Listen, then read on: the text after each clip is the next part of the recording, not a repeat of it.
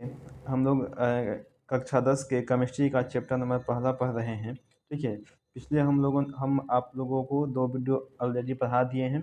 आज हमारा इसके आगे, ठीक है, हम लोगों को यहाँ से पढ़ना है। कहाँ से है? तो यहाँ से, यानी कि ये है आपका ऑक्सीकरण या उपचयन अभिक्रिया। ठीक है, इसके पीछे हम आपको सभी के सभी पढ़ा दिए हैं। चलिए, तो हम आपको यहाँ से शुरुआत करते हैं ऑक्सीकरण या फिर उपचयन अभिक्रिया को। कह कि वैसी रासायनिक अभिक्रिया जिसमें ऑक्सीजन की वृद्धि हो या हाइड्रोजन की कमी होती है, उसे ऑक्सीकरण अभिक्रिया कहते हैं।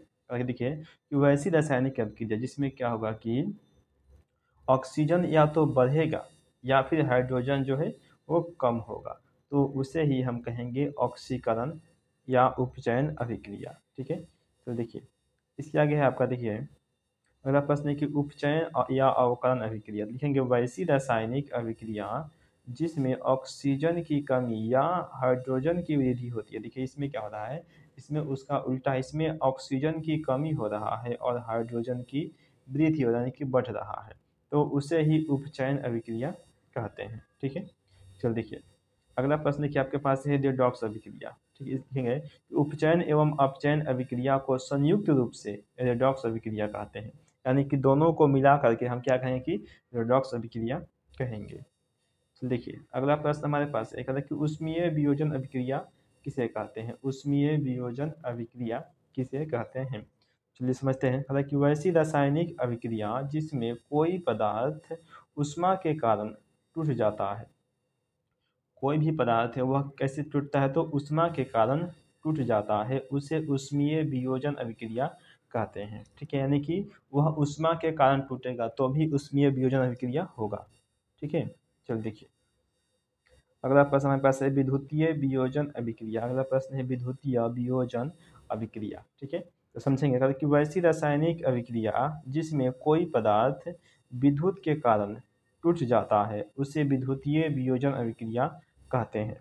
अगर कि वैसा पदार्थ जो विद्युत के कारण, यानी कि विद्युत के कारण अगर वह टूटेगा तो उसे ही हम कहेंगे कि विद्युतीय वियोजन अभिक्रिया, यानी कि विद्युत के वियोग, विद्युत के चलते क्या हो रहा है कि वह वियोजन हो रहा है उसमें।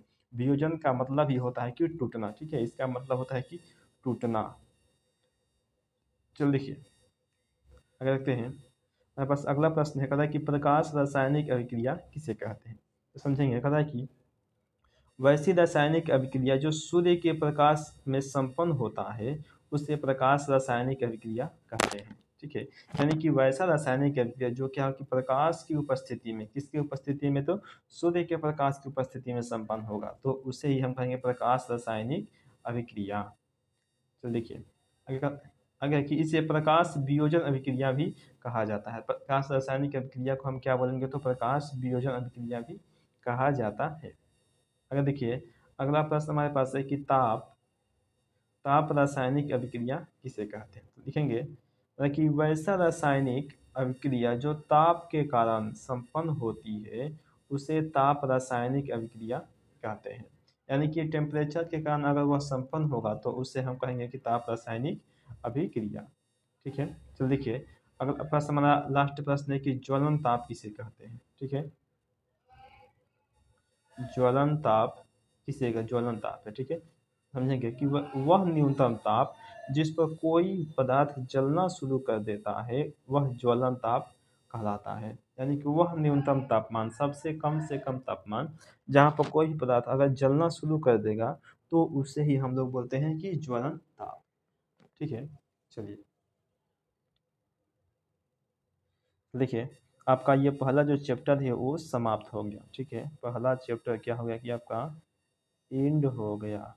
ठीक है, चलिए अब हम लोग अगले वीडियो में आपका अगले चैप्टर यानी चैप्टर नंबर 2 को पढ़ेंगे और समझेंगे। ठीक है, देखिए अगर आपको वीडियो अच्छा लगा तो प्लीज़ आपसे रिक्वेस्ट है कि वीडियो को लाइक कर दीजिए। और अगर आप चैनल पर नए आए हैं और पहली बार आए हैं तो चैनल को सब्सक्राइब करना ना भूलें। ठीक है, चलिए और अगर आपको किसी भी प्रकार किसी भी सब्जेक्ट का, अगर क्लास 10th का, 10th हो, 11th हो, ठीक है, या फिर 12th या फिर 9th है क्यों ना हो, ठीक है, किसी भी क्लास का इसमें से आपको कोई भी सब्जेक्ट का अगर आपको नोट्स चाहिए, अगर आप चाहते हैं कि आपको नोट्स चाहिए, ठीक है, तो आपको नोट्स मिल जाएगा। कैसे मिलेगा? तो आपको हमारे नंबर पे व्हाट्सअप करना पड़ेगा।